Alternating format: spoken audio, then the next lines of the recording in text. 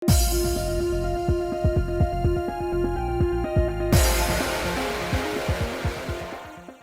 guys, it's Spaces Sibs, and we are back with more Virche Epic Lycoris, and we get to start Cyan today! I know this is gonna suck because it's gonna be all angst and pain, but I get to look at Cyan, so like, I should not be as excited about this as I am, but like, cause like, this game is very heavy, so it's like, after like an hour or two, I'm mentally and emotionally exhausted.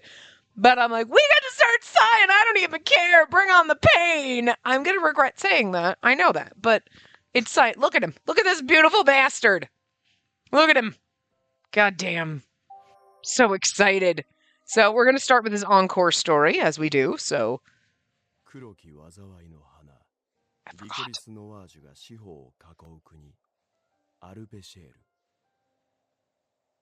I forgot. 生まれた人間が23歳までに命を落とすこの国は、かつて外界から訪れた漂流者によってこう呼ばれるようになった。死神に見入られた国と。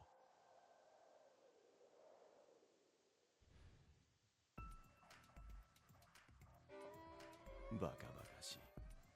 死神の呪いなどあるものか。クローン体に記憶をダウンロードし延命する存在、リライバー。俺は人間を生かす技術の強化をしていたが、少々身の回りをおろそかにする癖があってな。死神の小娘、今日からお前は俺の駒使いだ。鬱陶しいところもあるが、出しゃばらず自分の行動を考えるその姿勢だけは評価してやろう。しかし、だんだん小娘が俺に向ける眼差しに余計な感情が見えるようになってきた。ならば現実を教えるまで。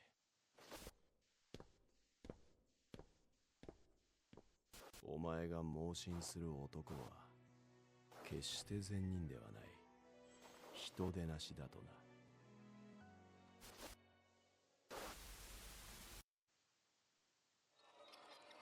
Doesn't matter. It doesn't matter. We love you so fucking much.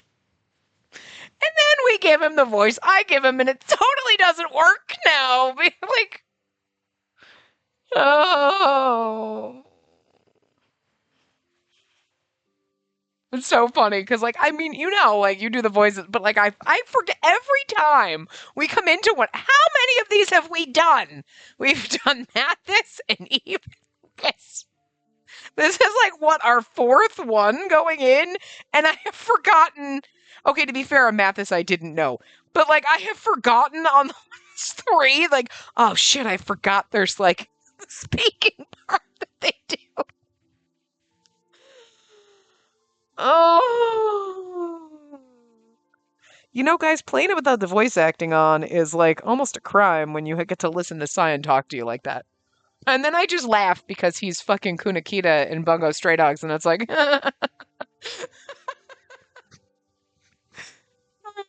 Kunakita's not this calm. So it's kind of funny. I love it. I love it sometimes when you get to, like, look at the other... When they're doing a voice and you're looking at the other characters or thinking them in your mind of ones that they do, and you're like, uh-huh, okay. And it's just... Because you can hear similarities, but it's not the same, but it's so funny. Is it Loki in Kamigami no SOB as well? Yes, yeah. So, like, and Shu and Bustafellas. It's been so long since I played that. But anyway. I'm not sure who's supposed to be talking now, so I'm just going to read it like me. This was the worst possible end to the story. The ending that the Watchman of Death feared the most.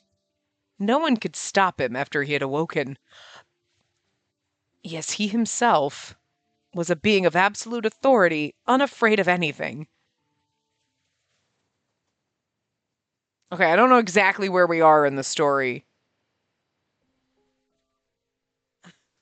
And then I'm hearing his real voice in my head and, like, about to give him our voice, and I'm like, listen, Don't get me wrong. I love the flirty horror voice. It's kind of perfect because it's like he should be like way more animated with a voice like this, and he's like, yeah, whatever, I give no fucks. And it's like, I love it, but it's so wrong now knowing what he really sounds like. And again, like, I mean, I don't remember, or like I can hear the other characters in my head, and I'm like, it doesn't give me exact intonation that he does for this, but it's like when you hear it at the beginning of these routes, you're like, right, yeah, everything I'm doing is wrong. Anyway, but yeah, I don't remember. Like, okay, I don't remember anything about anything. I remember him, didn't he figure out how to give himself emotions in, I'm assuming, the Salvation ending.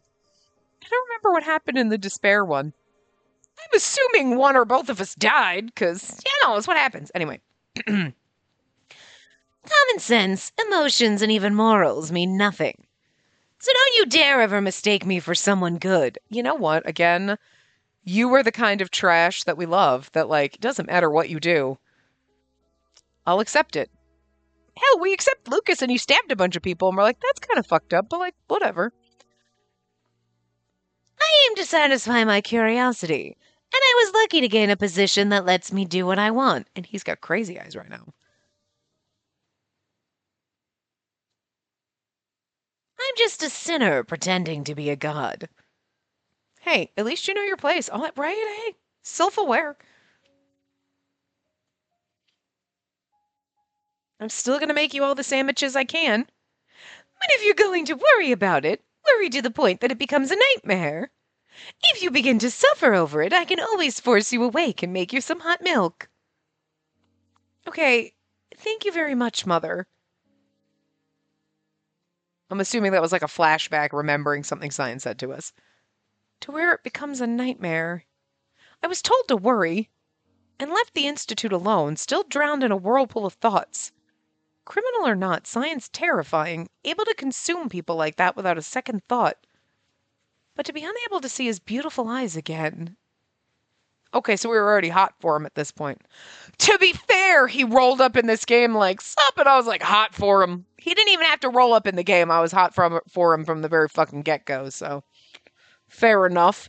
I'm assuming this is after, because I know at one point he is like, look, I do experiments on all of the, like, criminals and stuff like that, and he basically told us about those. I'm assuming this is after he's telling us about all the horrible things that he's done. Which, to be fair, I don't remember my original thoughts. I'm going to give him a pass. No, I wasn't going to say that. I know we were all thinking it, but, like, we already knew that. That's obvious. But him being like, yeah, FYI, let me show you all the... It's not like in any other route where we find out he does these and we're like, yeah, not surprising, you know? He's telling us himself, look at all I experiment on people, I experiment on myself, whatever. I'm just an awful I'm a sinner pretending to be a god. And it's like, you're telling me this because you're trying to, like, again, he said it in the intro, like, I saw an unnecessary look in her eye. Like, you recognize that I'm in love with you, and you're like, look, don't even waste your time. But, like, that's kind of cute. Because, like, look at you. I mean, first of all, you think love is unnecessary. So, like, partially, yeah, that's just you being a fucking robot. But another part is like, you're like, I'm not good enough for you. Don't even waste your time on me. And you're doing some, like, dramatic shit.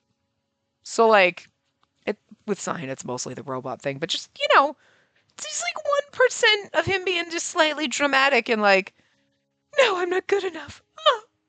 You know, doing that kind of shit. So, I'm okay with it. Anyway.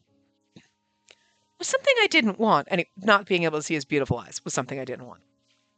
What should I do? Run to him and throw yourself at him? Is that an option? Do we get... Oh. I told you, didn't I, princess? You know nothing of that man's true nature. Doesn't matter. I love him anyway. But Daddy, I love him! Look, I've already started off unhinged. It's Cyan's right. I'm very fucking excited. Can you tell? I didn't even realize Anko at some point quietly came up behind me as I stood in my thoughts. However, I wasn't too surprised, as I imagined he'd be around here if I came. Imagine he'd be around if I came here. Yes, I didn't know anything. As I heard the sound of the wind, I turned and faced Anko. But then, Uncle, you don't look well. His skin was pale white to begin with, but it seemed even worse than that now and was almost turning blue. Not to worry. I've simply been busy in preparing for the ritual to turn you into a normal human. So long as I'm here in this world, my own strength is the same of any other humans. It's quite inconvenient, actually. I see. However, I still haven't upheld my end of the contract, right? I think it's still too soon for that.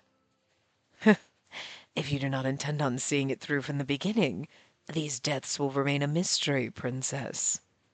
Furthermore, I'm absolutely against your returning to Cyan Brophies, one of the causes of all the deaths.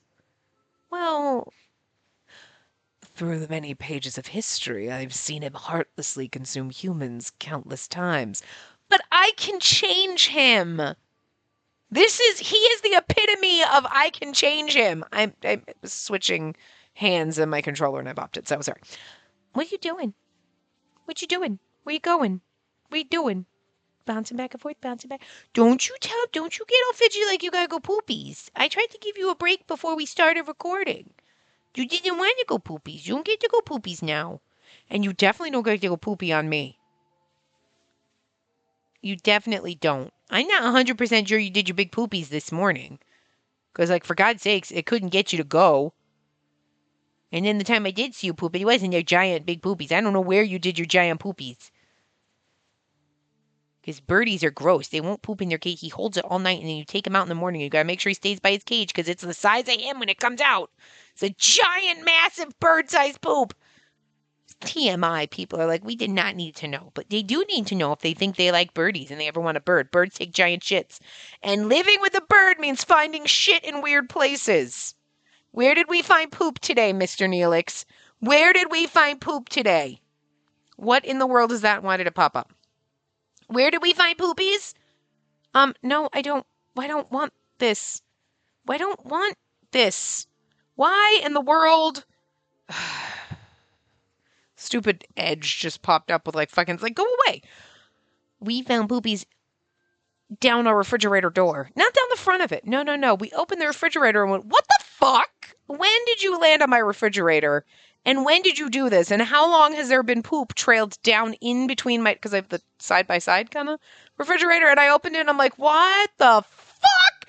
You just sat on my refrigerator and managed to poop the biggest fucking poop in existence down between the doors and then all over the floor. And it's like, how have I opened the fucking fridge and not, it sounds more disgusting. I mean, it's outside, not in the fridge. It didn't get on anything aside from the side of the door. But I'm like, what the fuck? What the actual fuck? Seriously? How? When? Where? Why? When? Seriously, when? When did you go up there?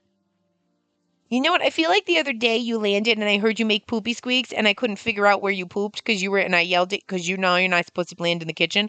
Because if I'm in the bathroom, he'll sometimes fly into the kitchen and land on my cabinets. So I thought I'm like, great, did you poop on the top of the fucking cabinets? And I got to get up there and I'm like, or on my counter, like the asshole that you are. But I couldn't find anything. And that's probably because you were on the refrigerator, because you never land on the refrigerator. So it would figure. It's disgusting. That is disgusting. So it's probably been there for God. That is just horrifying. How the hell oblivious am I that I didn't notice bird poop opening my freezer and my refrigerator? Because you could have done it today. Anyway, living with a bird is a nightmare. But I love you so much. I wouldn't trade you for anything. You're so cute and adorable. But I swear to God, you're so messy. You're so messy, and you should always poop everywhere. But you're easier to take care of than a child, because I can put you in your cage whenever I want, and you can't really do that to kids. They frown on that. Whatever. I know. You're so cute. Anyway. Yeah, he heartlessly consumes humans. Again, we can fix him. Between those with sin and those without, he has used an unfathomable amount of people. I could feel a chill run down my spine at how easily believable that idea was. Absolutely. If your ability to catalyze the curse is known to Cyan Brophies, I'm afraid to even think what would happen. Though I'm sure it's easy for you to imagine now that you know who he is. Did something like that happen in the bad end? Well, Well, no, we've already seen it. We've already had it come up in one of the other ones. And again, I don't remember which one of me just being like, okay, you can just make clones of me and plant me in the ground. Disgustingly. Like, I can't imagine that happened more than once. Because that would just, like, they want to show us how many travesties they can come up with and how many horrible fucking things and scenarios and, like, reusing the same scenario? Come on. You know? I just can't imagine that they did that in the first game. But also, maybe I blocked out the horrible endings and the things that Cyan did to us because, like, shh, it's okay. For you, whatevs. Yes.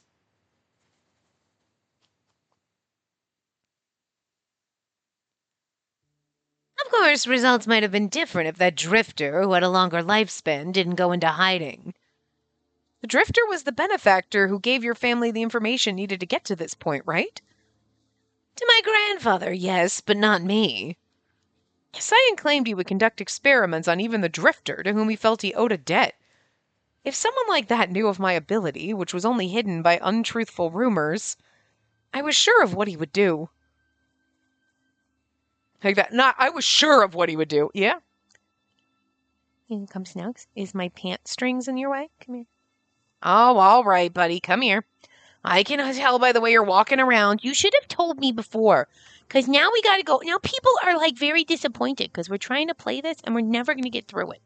It's okay. Oh, but you know what? Update for all of you. I'm sure you've realized this by now, but I'm pretty sure at this point I have not made a formal decision, but yet I've kind of made a decision, like 98%, that there is no way in hell I'm going to be able to record everything I need to record through, like, sort of mid-January, so that everything goes up on a daily basis. Because I have about, like, 12 days left to record, and I have, like, almost 40 hours worth of stuff to do, and I'm like, yeah, I don't know if I can manage it.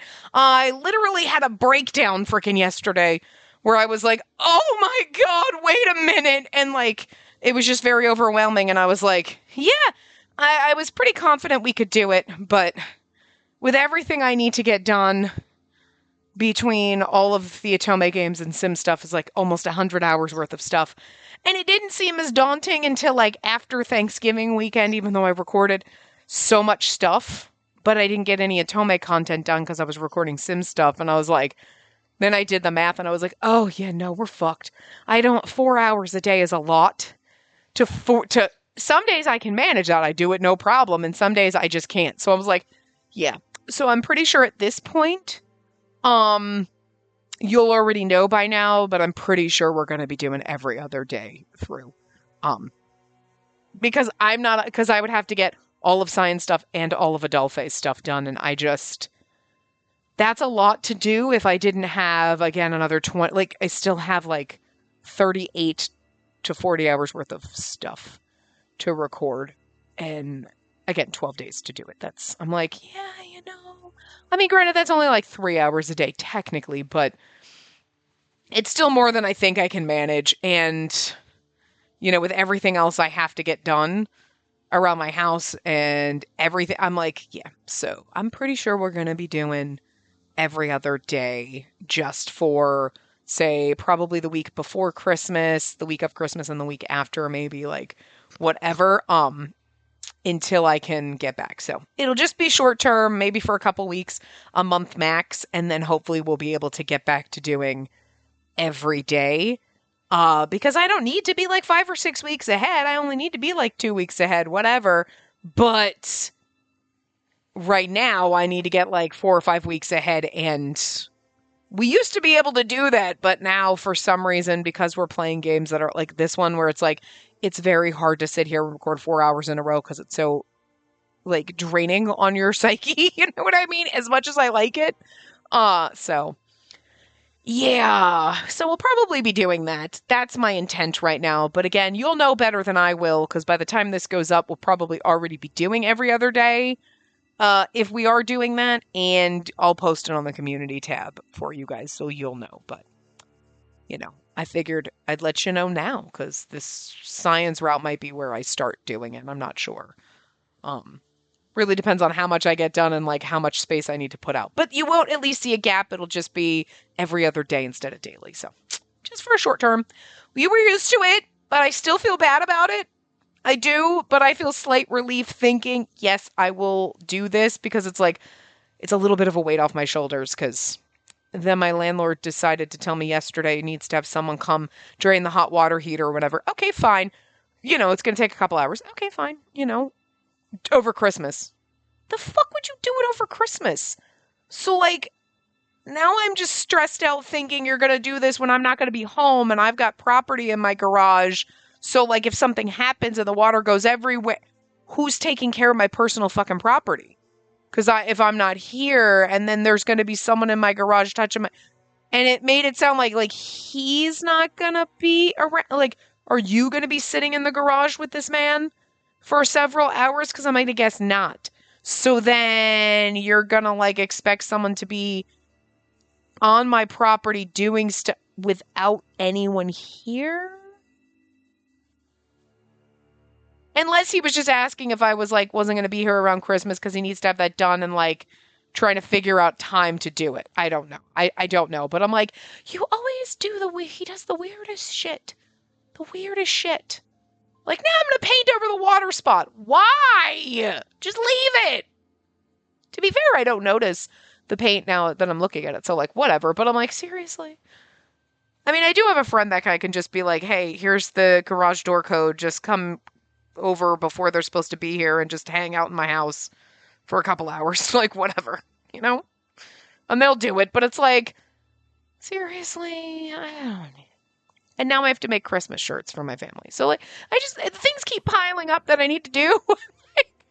So, we might just have to go to every other day. Anyway, I don't mind what happens to me, but I can't let Mother and everyone I live with get involved in that outcome.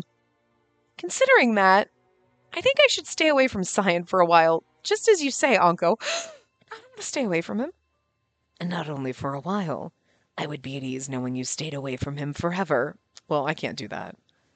There's still the matter of repaying the damages I owe him. I gave Anko an awkward smile as he stood with an expression of displeasure. Regardless, just focus on fulfilling your contract. Find a new partner as soon as you can, and pursue the mysteries of this land. I'll not be able to assist much given my preparation for the ritual. I'm certain you'll be able to see it through without borrowing the help of the false god. After he spoke,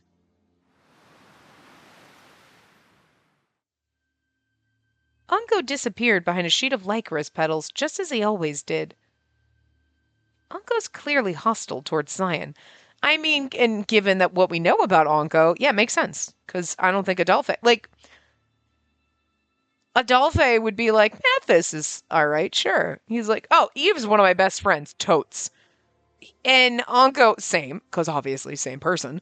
But, like, he wasn't really keen about Lucas either, but he also knows that Lucas is a murderer. You know what I mean? Like, no, we can't do that, because, like, it had to have come out in the original timeline, so Anko kind of knows. So he would be like, no, I don't really approve of you dating a murderer. As nice as Lucas seems, he's a murderer. But Cyan is the bottom, but, like, I'd rather you date the murderer Lucas. just funny. Actually, I think the only other person Anko might hate more than Cyan, or almost as much, is his old original personality of Adolphe. Because he doesn't really seem to like his original self, which is just pretty funny. I kind of like that, though. I like that little bit about him. He said that he didn't find it agreeable how Cyan twisted people's lifespans unnaturally. But I feel like there's some other reason. It's as if Cyan did something to him personally. Doesn't Cyan actually do something to Adolphe? But that just may be my own imagination. However, Anko's advice certainly made sense. Thinking of the safety of those around me, it was best not to get involved with Cyan more than I had to. I was sure Cyan wouldn't hesitate at all in letting me go. Still, not being able to see those beautiful eyes so close to me anymore made me feel so sad. Word. Seeing that beautiful face. Ugh, sexy son of a bitch. That said, I couldn't just ignore work without permission. I have to be sure to tell Cyan I'll be away from work for a while. I feel like this is familiar. I came to the Institute with that intent in mind. I feel like the conversation we had with Onko is also probably something that happened in the first game. I made and brought some sandwiches with me just in case. But I'll try and tell Cyan directly, and if I can't, I'll ask one of the researchers to tell him for me. Right as I was about to come up to one of the security officers... Wait. Right as I was about to come up to one of the security officers guarding the front gate and ask them to relay my message. Oh my, if it isn't Spacey. The little shit we love so much. He is a little shit, though, if you think about it. Like, everything he did, you're the perpetrator of all the evil. I mean, we think about Cyan being bad, but you're kind of, like, worse, to be fair, but we still like you, so, like, it's okay. We still love Dalit. Totally acceptable. I thought you'd gotten fed up with Cyan and wouldn't be coming here anymore. Dalit rushed up to me, his smile brimming with excitement. I'm sorry to make you worry. I'm feeling much better after you spoke to me. Well, I'm glad to hear that. Are you going to see Cyan as usual? Well, seeing my hesitation, Dalit seemed to quickly pick up on my true intentions. Well, I guess after the other day, it's not like you can just go in and say, hello, as if nothing happened.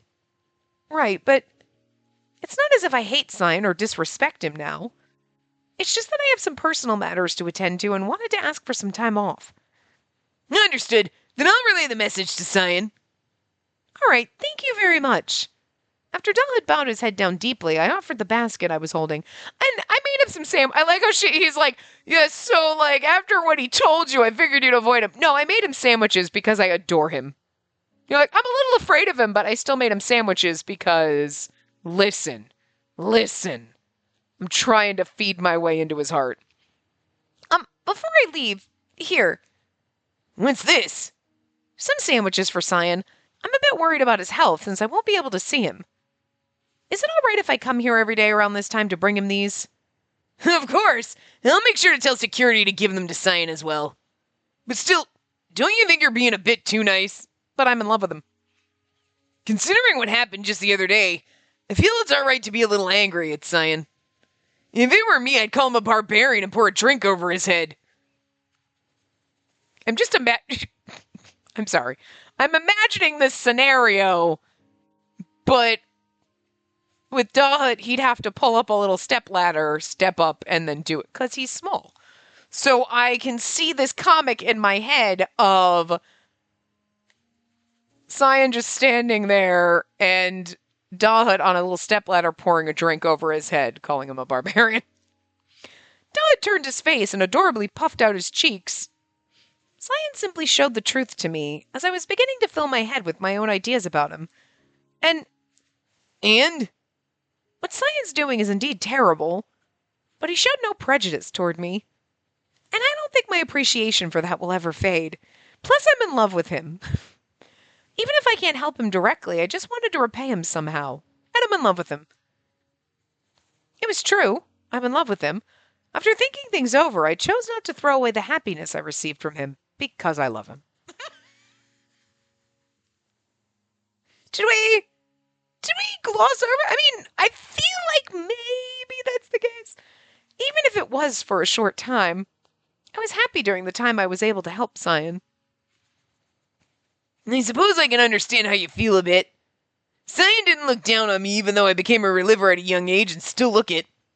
And I'm indebted to him for regarding me for my knowledge and abilities as they are, even making me the deputy director. But it is hard to respect him as a person. Every day he's working me to the bone however he pleases, you know? Dalit seemed like a little brother who was honest about his feelings toward Cyan. Even if I couldn't see him, I truly wished the both of them would be able to carry on peacefully, working on their experiments together.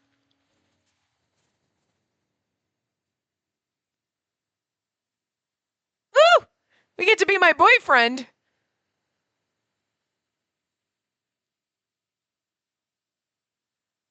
You know, it may not be a tramp stamp, but the whole, like, neck tattoo is still a little slutty on him. After that needless commotion, I went back to checking the results of my experiments. Oh, was he spying on us? My eyes stayed fixed as I extended my left hand out for my meal. A few seconds passed, but I still felt nothing in my hand. When I shifted my gaze to my side, I saw an open space with no one around. The girl who handed me my food without my needing to say a word wasn't there. I'm just saying, like, okay. You know, the whole, like, 1950s mentality of, like, honey, I'm home. I hope you have dinner ready. It's like, bull fucking shit. I am not your fucking bang maid. I am not here to clean your fucking shit and make you sandwiches. Fuck that bullshit. But meanwhile, Cyan's over here, and I'm like, I absolutely will fucking exist to clean up after you and make you fucking sandwiches. And I have no problems with it whatsoever. I'm just saying. Hot men make you do stupid shit. Case in point. Ah, that's right. She hadn't returned to the Institute after I showed her who I truly was.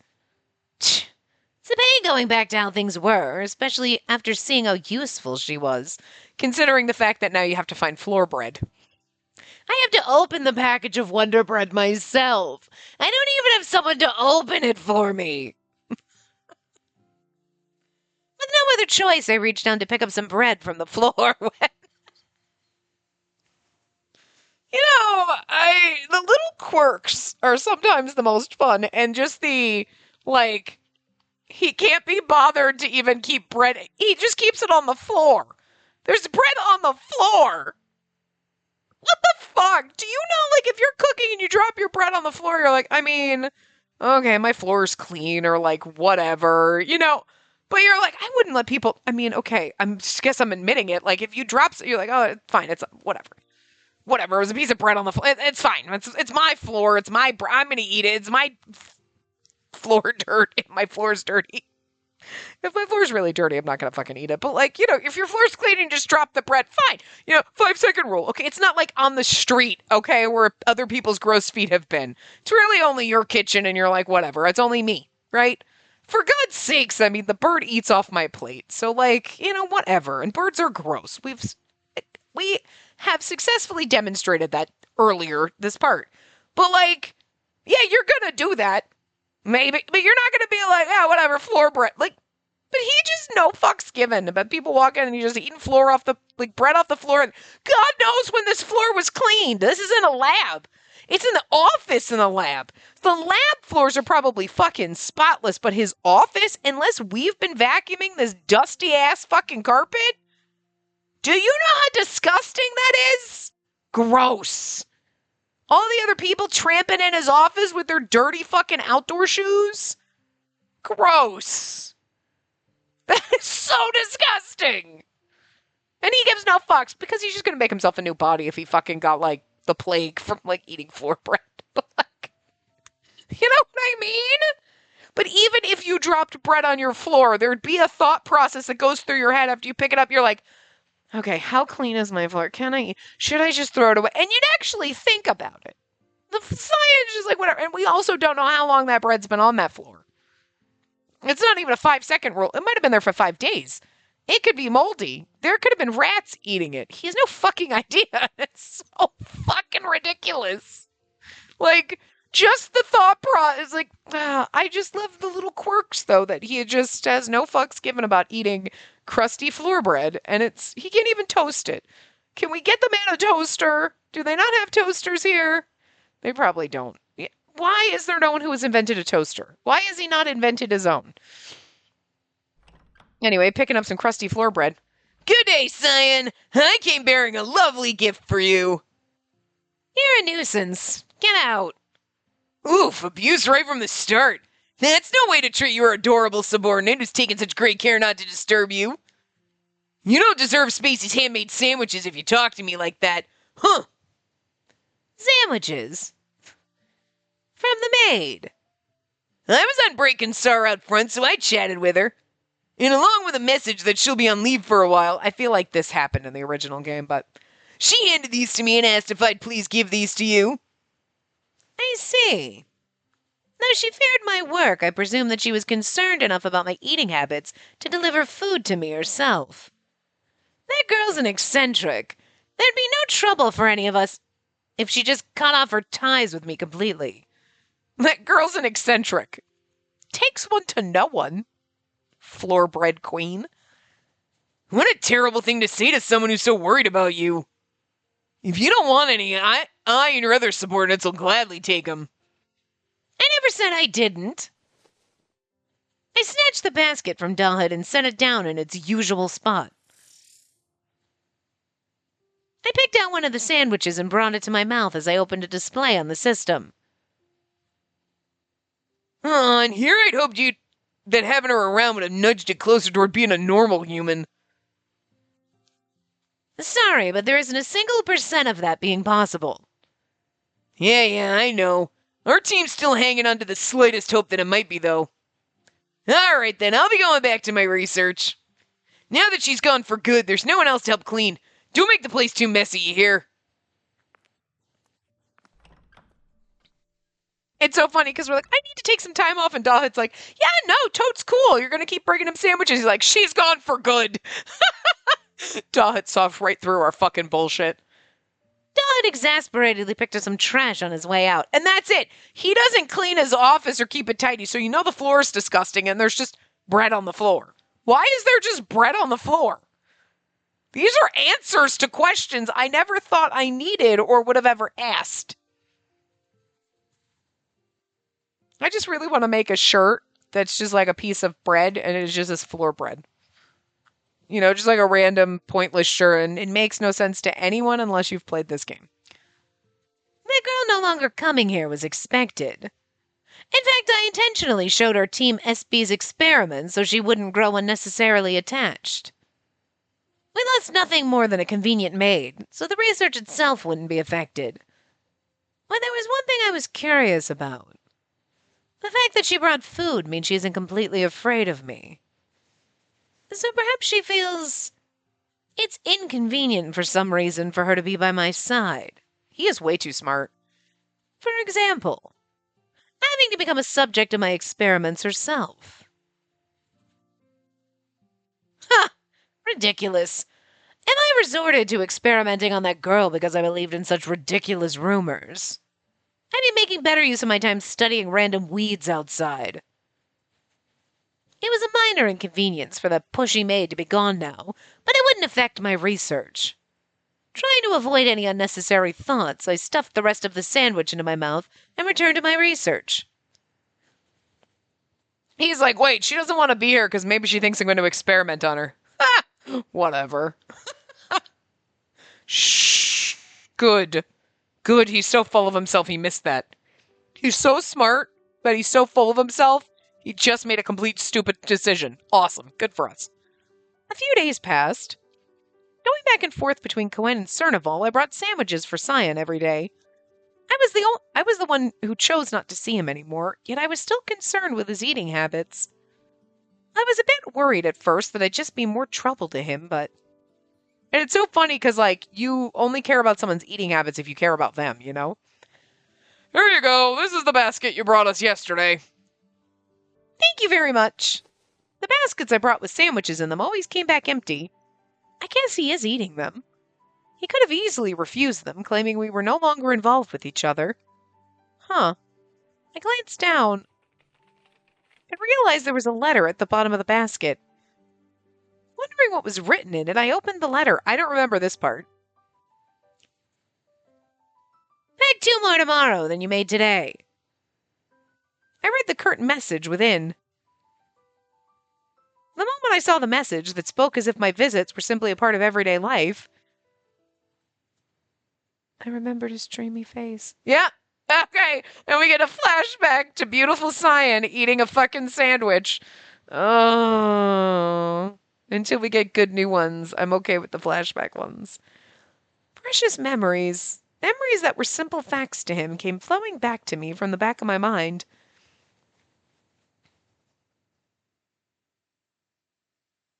What do I do? Make him more sandwiches. I shouldn't see him. But a tiny thing like this made me so happy. That man valued every single second he had. If the food I made him helped him with his research, even a little bit, I felt I could be at least a little bit proud of myself. If I'm somehow able to fulfill my contract with Uncle and become a normal human, the day might arrive when I can bring sandwiches directly to Cyan again. I'd go back as a normal person to the terrifying man with beautiful eyes, and hope for the day I could be called maid by him again. This is so fucking ridiculous, though. Like, I want to be like, bitch is so unhinged. She's over there like, I just want to go back to the terrible man with the beautiful eyes and have him call me his maid. And then ask for sandwiches and treat me like I'm less than human. But you know what? I'm with her 152%. So that's why I'm laughing about it. I'm like, bitch is insane, but I'm high five, girl. Absolutely. Capucine, this whore. My favorite person to hate. I love Capucine so much. I know that sounds unhinged and fucked up. I don't mean like, God, I love him. Like, not the way I love Cyan. I love that Capucine exists just so I can hate him. Is that weird? Some of y'all have pointed this out in other parts where we've brought up Capucine and how much I love to hate him. You know what I mean? Like, there are characters I hate and they make me angry. But Capucine, I'm like, God, you make me so angry, but I want to torture you. I don't know what it is. He brings out my inner serial killer. All the horrible things and all that. Like, he just makes me, I want to relieve all my angst and anger by, like, slicing him to bits and throwing rocks at him and stringing him up to tree. You know what I mean? Just torturing him. And then we can bring him back and torture him some more. And I just feel like that's seriously mentally deranged, but I think he deserves it. And I will happily oblige for all of us. Interesting. Oh, here we go. So even after leaving Cyan Brofeace's side, Spacey's still going to the Institute. Yes, and it seems every day she's bringing something to him. It had been some time after commotion. The commotion? I'm assuming we meant Tim, Ronald, Jesus. Don't be so distracted in your lust for Cyan and your hate lust for Capucine that you forget words. It had been some time after the commotion over the incident with Borrow had settled down. Cyan hated the Revelpois family, but perhaps I could use that woman as a weakness of his somehow. Revelpois family, the rulers of Arpachel. They have lived for many years through reliver technology, but their tyranny has earned them a poor reputation among their subjects. Imagine the fact that these people are the worst, and we still hate Capucine more. It's amazing. Anyway, they often keep to themselves in the castle that's connected to the Institute and rarely make any public appearances. I requested an investigation of them both, thinking he separated her from him in an effort to keep our eyes off of her. But according to the emotional faction who supported me on the condition that Cyan was assassinated... Emotional faction? A research team at the Institute whose objective is to develop relivers that are able to retain their emotions in order to be as human as possible. They believe modifying the heart, which stores emotions, is key to achieving their mission. The faction's led by Dawood. Okay, so but according to the emotional faction who supported me on the condition that Cyan was assassinated. I don't remember Dawood wanting to assassinate Cyan. I'm not surprised. Okay, so I don't remember that. And now that you've brought this to my attention, Dawood, I like you a little bit less because, like, I still love you, but how dare you? How dare you try to kill my boyfriend? Seriously? What the fuck? But okay, so what I'm taking from this, though, is that Capucine knows that Dawood is his supporter or whatever. Because, like, it goes, Dawood is supporting Capucine and then might actually be supporting Jean, or Capucine could be supporting Jean. I'm not really sure the Jean Dawood link, if it's direct or just through Capucine. But you know what I mean. They are linked at least through Capucine. But, you know, Dawood, we didn't know that, and Capucine didn't seem to know it, but it seems like in this one he knows it. So, Or he thinks the emotional faction is siding with him and he doesn't know Dahut's his direct supporter. I'm not quite sure what happened, but then I also don't remember Dahut being like, okay, as long as you kill Cyan. It makes sense, though. She's merely a caretaker. It seems she's only looking after that slovenly Cyan Broface. But I couldn't let my guard down when it came to that cunning, underhanded man. Again, takes one to know one.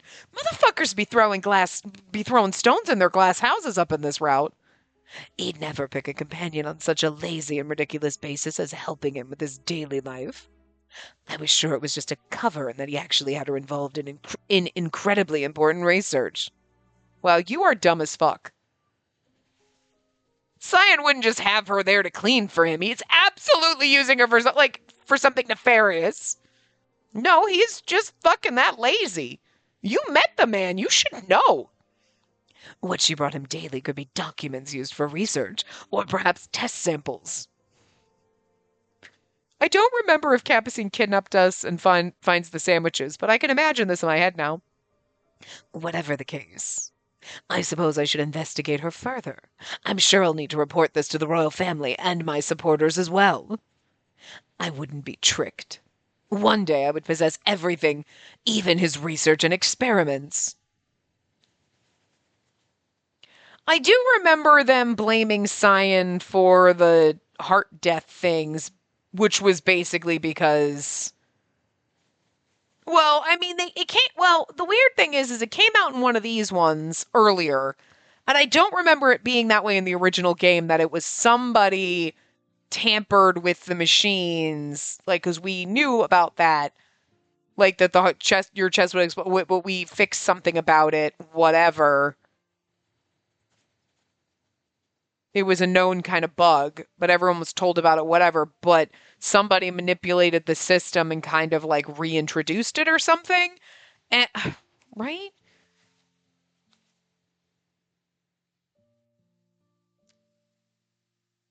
But like, I'm trying to think. I mean, they knew it was like, yeah, no, we know you just can't fall in love and you can't do that. But like, the fact that people are way more impacted by it now than they ever were. You know, I thought one of them, it was like somebody kind of tampered with our systems, like, and you know what I mean? Like downgraded something or whatever, like hacked them and did something. And that would have been Capucine doing stuff like that. But I thought in the original game, it was like Capucine was doing something. Like, I don't remember though. Maybe I just imagined that. But even if it was him hacking it, it would have been technically Dahut, I guess. But they blame Cyan for it, and then he ends up going to jail and shit. Like I remember them arresting him or whatever, and it had to have been his own route. You know what I mean? And maybe it was, we're not there yet, and that's what's going to happen here. But late that night, achoo! I sneezed in the middle of my evening conversation with Mother, right in her face, rude. Oh dear, do you have a cold? It has been chilly at night lately, after all. No, I don't think I do. I don't feel particularly chilly. My nose just suddenly felt a tickle. My, then perhaps someone is talking about you. I was just wondering if we were going to come to that because Capucine's talking to himself. Maybe. Mother and I were speaking in hushed voices so we wouldn't wake the children and she's over there like, I hope it's frickin' Cyan talking about me, and it's really Capucine planning to kill you, so great. Sis? Mother? What's wrong? The girl that helped clean Cyan's room the other day came sleepily into the room. Excuse me? No, that's fucking not her. It was Girl B, not Girl D. Who the fuck is Girl D? Do I just misremember her being Girl B? Because I'm pretty sure in the first game she was Girl B. And now all of a sudden when this Girl D showed up and I was like, oh, wait, right. Because everybody in the orphanage gets murdered brutally, and isn't in Cyan's route the one where Adolphe gets beheaded? Or was that in his own? I just remember all the orphans dying brutally and us being like, what did girl B ever even do? She didn't even get a name. Milo gets a name, but this fucking girl was like in science route and she was going to be murdered. And I guess they did that on purpose, though. They were like, we're not going to give her a name because if we call her Annabelle or something, you're going to be like, oh, bitch is going to die. She is so going to die brutally. Like, you would know. You know what I mean? But I'm sorry, I was pretty sure it was girl B, and now she's girl D? Fucking A. Consistency, okay? I'm just mad about it. Maybe I misremembered, though. Anyway, I guess she's girl D in this game. What's wrong? Did our conversation wake you? No. I had a bad dream and can't go back to sleep, so I came to get some water. Oh, dear. I decided to go get some water for the girl who had a tired look on her face.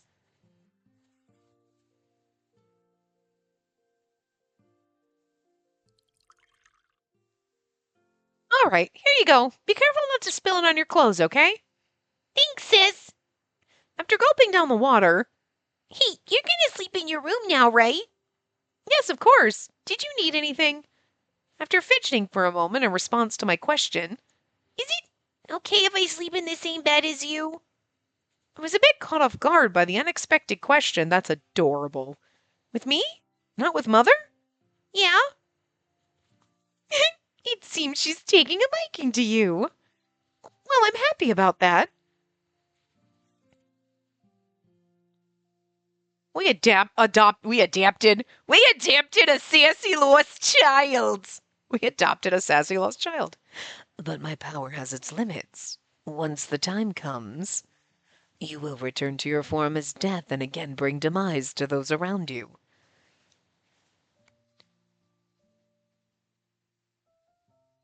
As long as I don't know how long Uncle's powers will last, I can't let myself be around the same space as the other children for a long time. I avoided being in the same room with the children because of that. Knowing that, Mother didn't ask me to stay with the girl either. I'm sorry, you know this already, but I can't sleep near anyone else. No! I want to sleep next to you, sis! The girl stomped her feet on the ground in response to my answer. Don't make any trouble for her now. Let's go to the main room and sleep next to everyone else, okay? Miss Spacey, you can leave her to me. You go to bed now. You're going to that wretched man again tomorrow to give him food, aren't you? Yes, I'm sorry and thank you. You know, I'm really sorry.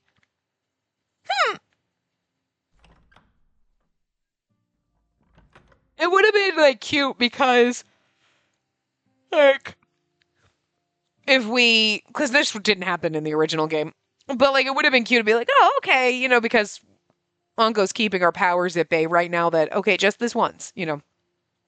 I apologized one more time to the girl and returned to my own room and went to sleep.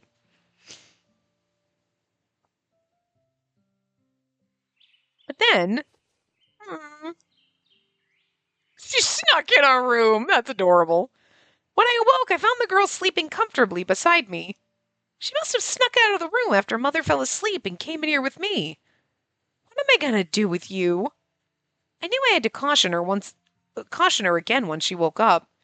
Sis, let's clean that uncle's room again. Thank you.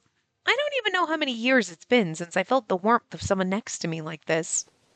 Promising myself this would be the last time, I gently touched the girl's cheek as she slept blissfully. And she's calling Cyan her uncle. How adorable. Soon he'll be your brother-in-law. After bringing more sandwiches to Cyan around noon, Mathis, I'm glad to see you're okay with leaving the mansion now. Yes, it's thanks to even the others helping me feel better. It's not as if I've completely come to terms with Boro's death yet, but I'm getting there little by little. I see. I'm just glad you're feeling better, Mathis.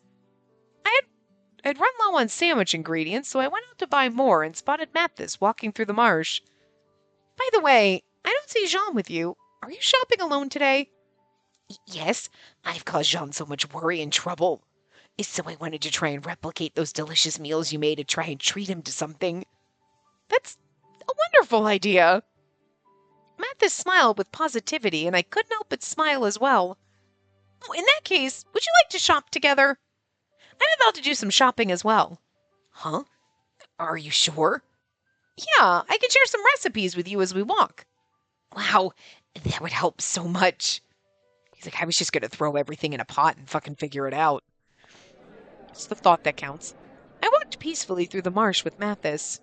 Neither of us were used to crowds, and we both struggled somewhat with matching each other's pace. But both of us had important goals to achieve, keeping us from backing down from the eyes of those around us. Oh, right. Apart from Boro, I wonder what's been happening with the strange deaths. The royal family claimed it was all his doing, but that wasn't proven to be true, right?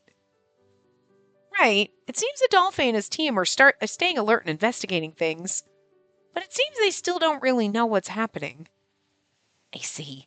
It's great that things are peaceful, but it does feel a bit unsettling. Right, so then they were going to blame it all on Cyan. I might have known something about these current events if I were with Cyan. But because I removed myself out of concern for my safety, I lost the source I had for any related information. Marco's clearly stated the deaths are ongoing.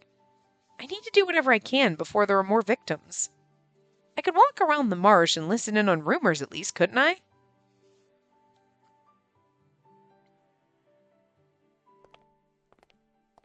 We finished our shopping at the marsh as I shared recipes with Mathis, and we reminisced about our time living together. I realized the sky was beginning to become colored by the sunset. The busy streets were mostly empty of people now. Oh, wow, it's so late already. I'm sorry for taking up so much of your time. No, you didn't at all. It was really nice shopping with you, Mathis. I'm sure Jean will enjoy the meals you prepared for him. Yes, once I get better, I'll treat you and Eve to something spacey. I'm looking forward to it. If you have any questions about cooking, you can always ask, and...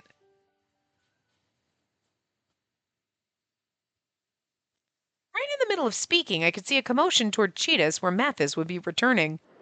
There was practically no one around a moment ago, but a crowd had suddenly gathered. I wonder what's going on. Jean always says Cheetahs is normally quiet outside of the marsh. As Mathis tilted his head in confusion, a rather strong breeze blew by, and with it arrived the strong scent of iron. My body froze in response to the wretched yet familiar scent. Did something happen here? I called out to a man nearby.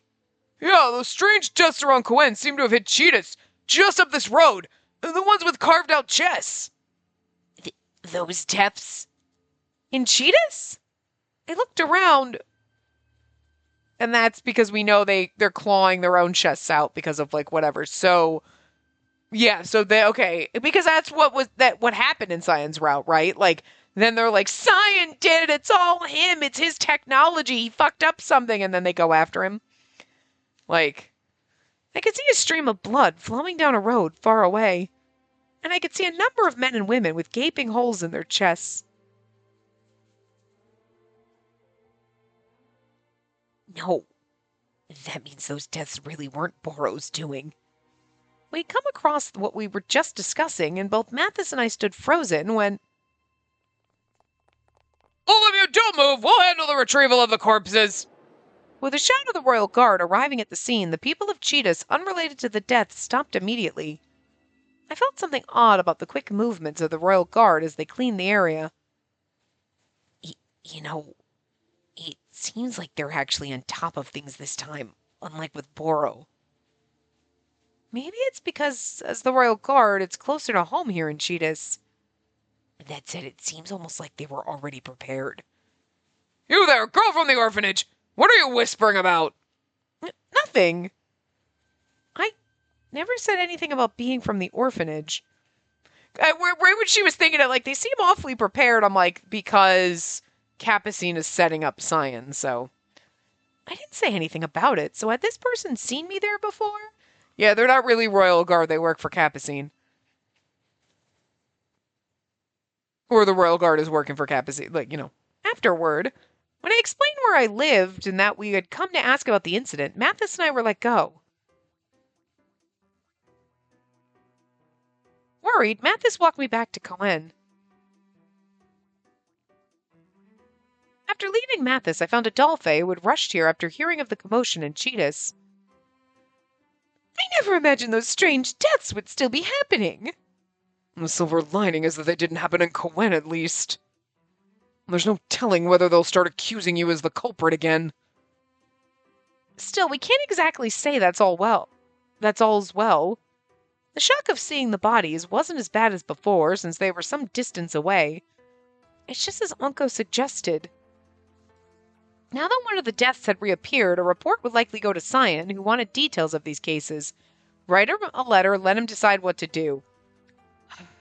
I don't know, like, do we write him a letter so that that's how we endear ourselves to him? You know what I mean? Because otherwise, just let him decide what to do is like, we're being very standoffish and not associating with him. So I feel like writing a letter would be better to be like, get in his pants, which is what we're trying to do. No, let him decide what to do. Okay. We just sit back. Okay. I forgot. We're dealing with a man who we make sandwiches, we clean up after him, we sit in the corner, we make no noise, we pretend we don't exist until he needs a sandwich or a blowjob, and then that's it. And that's all we're here for. We keep the kids quiet. We got his martini ready when he walks in the door. You know what I... Okay, whatever. We're not having kids, so it'll be fine. All right, I forgot what we're dealing with. I'm sure Cyan would already be on top of things. The absolute type of man that I would punch in the face in real life. Not really, but I'd be like, oh, get the fuck out of here with that fucking backwards fucking thinking. They're like, I'm just gonna stay home. I'll keep the kids quiet, honey. Okay, here's your martini. Would you like a blowjob? The roast is on the table. I'll go away now. And then just like, you're basically just there to clean his house for him, have his kids, and make him a martini and service him on occasion. And then you just shut your fucking mouth property. Like, fuck that. But that is basically, but Cyan over here is like, and I'm like, whatever, I'll make him sandwiches and fucking, what? Listen, whatever. I mean, again, it is amazing the crazy batshit stuff you'll do for a beautiful 2D man. But again, a 2D one.